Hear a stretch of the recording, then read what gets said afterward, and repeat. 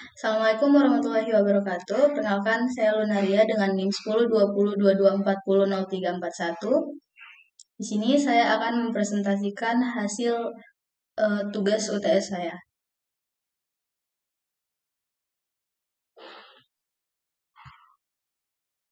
Pertama, di bab 1 ini ada ERD atau Entity Relationship Diagram.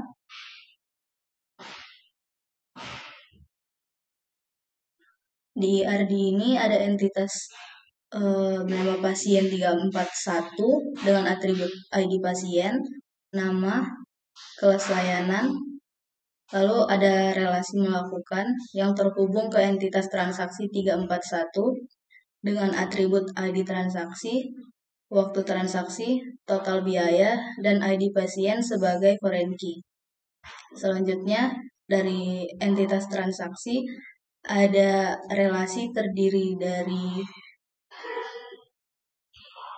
dari yang terhubung ke entitas pembayaran 341 dengan atribut ID pembayaran, ID transaksi sebagai foreign key, metode pembayaran, dan status pembayaran.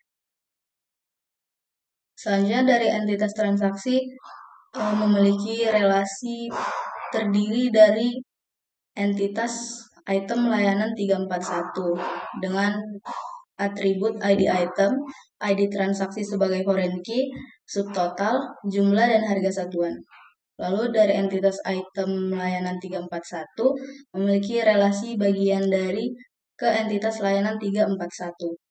Layanan 341 memiliki atribut ID layanan, nama layanan, kategori layanan, dan ID unit sebagai foreign key.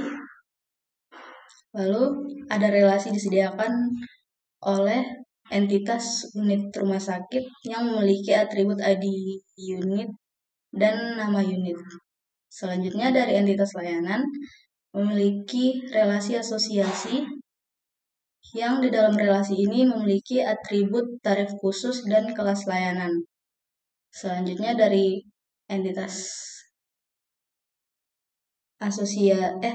selanjutnya dari relasi asosiasi tergantung kelas terhubung ke entitas pasien kembali. Penjelasan dari ERD tadi. Ada beberapa entitas kuat yaitu pasien 341, transaksi 341, item layanan 341, layanan 341, dan unit rumah sakit 341, dan pembayaran 341. Lalu ada relasi melakukan, relasi terdiri dari, relasi memiliki, relasi bagian dari, dan satu relasi asosiasi tergantung kelas.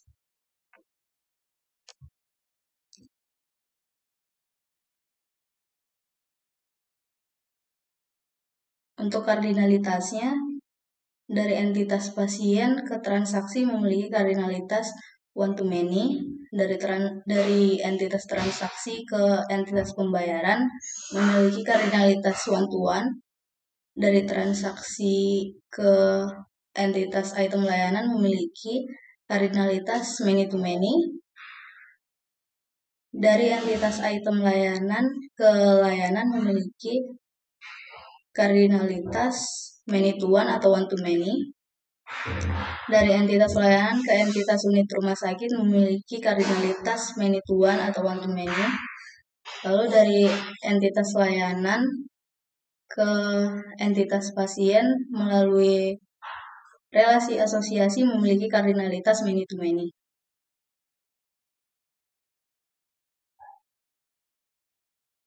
Selanjutnya di bab 2 ada relational model. Di sini ada versi SQL My PHP Admin dan versi Draw.io. Di versi PHP My Admin ada satu tabel bernama tabel pasien 341 yang berisikan kolom ID pasien dengan tipe data integer bernilai 11.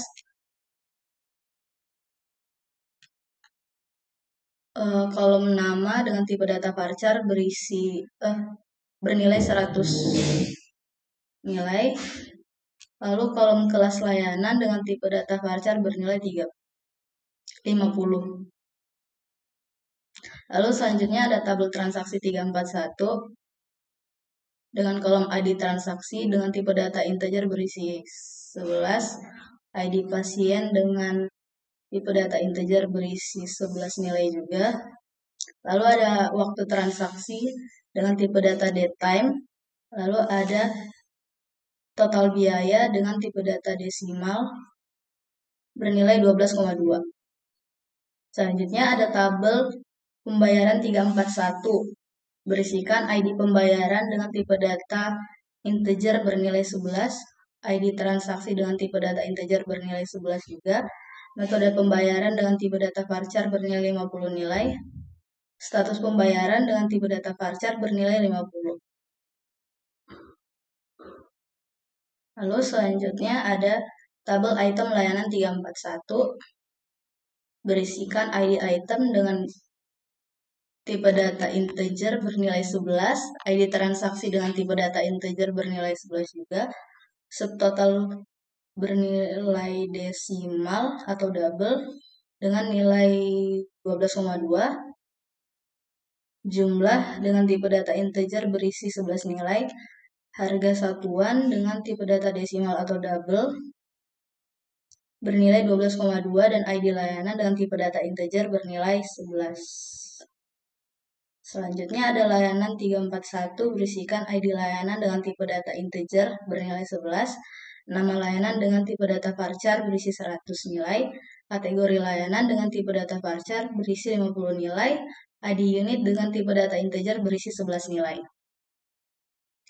Selanjutnya ada unit rumah sakit 341 berisikan ID unit dengan tipe data integer bernilai 11, nama unit bertipe data varchar dengan nilai 100. Lalu selanjutnya ada relasi asosiasi yang berisikan foreign key dari ID pasien dan ID layanan. Lalu ada kolom kelas layanan dengan tipe data varchar berisi 50 nilai dan tarif khusus bertipe data desimal atau double dengan nilai 10,2.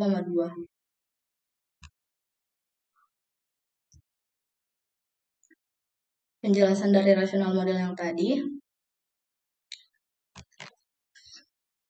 Tabel pasien 341 memiliki relasi ke transaksi karena berkardinalitas one to many, di mana satu pasien bisa melakukan banyak transaksi di rumah sakit. Selanjutnya ada transaksi yang berelasi dengan tabel pembayaran berkardinalitas one to one, di mana satu transaksi hanya bisa dilakukan satu kali pembayaran. Selanjutnya ada relasi transaksi dan item layanan, di mana transaksi memiliki relasi dengan tabel item layanan dengan kardinalitas many to many, di mana bisa terjadi banyak transaksi untuk satu item layanan, begitupun sebaliknya. Selanjutnya ada relasi layanan dan item layanan. Tabel ini berelasi dengan kardinalitas one to many, di mana satu layanan memiliki banyak item layanan yang bisa digunakan. Gue bingung dengan penjelasan gue sendiri ya. Selanjutnya ada relasi layanan dan unit rumah sakit. Di sini tabel layanan memiliki relasi dengan unit rumah sakit dengan kardinalitas many to one atau one to many. Hal ini terjadi karena banyaknya layanan yang ada dalam satu unit rumah sakit yang bisa diakses oleh pasien atau pengunjung. Selanjutnya ada relasi dari layanan dan pasien. Di tabel ini terlihat bahwa layanan memiliki relasi dengan pasien melalui kelas dan persyaratan tarif khusus. Kardinalitas antara layanan dan pasien adalah many to many, di mana satu layanan bisa diakses oleh banyak pasien. Sebaliknya, satu pasien juga bisa mengakses banyak layanan. Selanjutnya di bab 3 ada penjelasan dari data definition language dan data manipulation language. Di bawah sini ada script dari data definition language, yaitu pembuatan tabel pasien 341 yang berisikan atribut ID pasien, nama, dan kelas layanan. Selanjutnya ada pembuatan tabel transaksi 341 yang berisikan ID transaksi, ID pasien, waktu transaksi, total biaya, dan foreign key untuk merelasikan transaksi dan pasien. Selanjutnya ada tabel pembayaran 341. Berisikan ID pembayaran, ID transaksi, metode pembayaran, status pembayaran, dan foreign key untuk menghubungkan atau merelasikan tabel transaksi dan tabel pembayaran. Selanjutnya ada tabel layanan 341 berisikan ID layanan, nama layanan, kategori layanan, ID unit, dan foreign key untuk merelasikan layanan dengan unit rumah sakit. Selanjutnya ada pembuatan tabel item layanan berisikan ID item, ID transaksi, ID layanan, jumlah, harga satuan, subtotal, dan 2 foreign key untuk merelasikan item layanan dengan transaksi layanan, juga merelasikan item layanan dengan tabel layanan utama. Selanjutnya ada pembuatan tabel unit rumah sakit, di mana berisikan ID unit dan nama unit.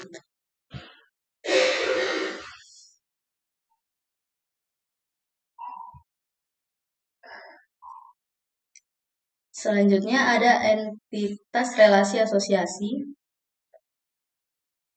yang bernama tergantung dari kelas, berisikan ID pasien, ID layanan, kelas layanan, dan tarif khusus. Tabel ini memiliki satu primary key, yaitu ID pasien dan ID layanan, yang juga dijadikan foreign key untuk menghubungkan antara tabel pasien dan tabel layanan. Selanjutnya ada penjelasan data manipulation language. Di persyaratan tugas harus melakukan insert dan select dari data yang diinputkan.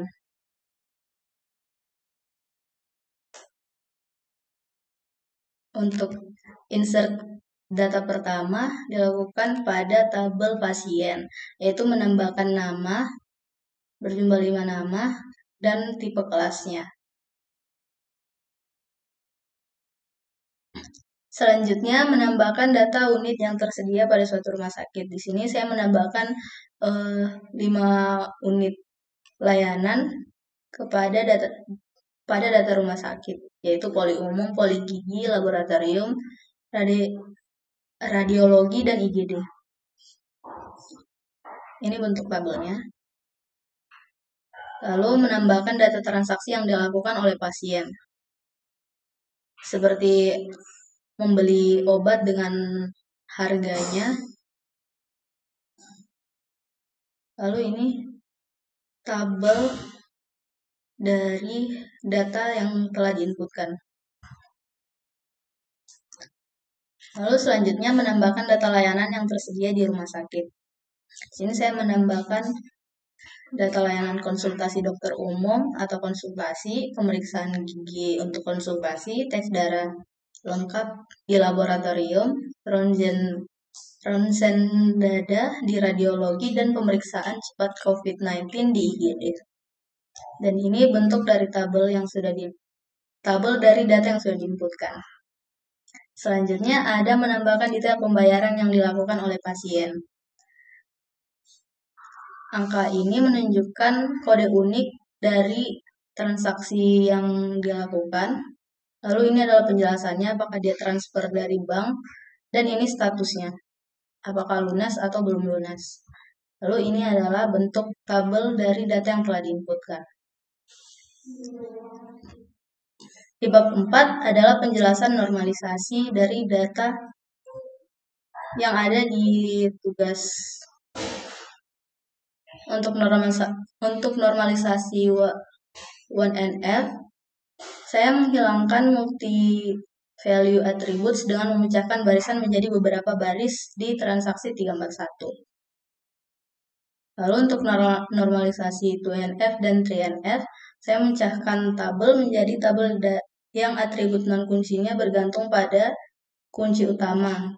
Kunci utama pada tabel 1F di atas adalah kombinasi dari ID transaksi dan ID layanan seperti data berikut.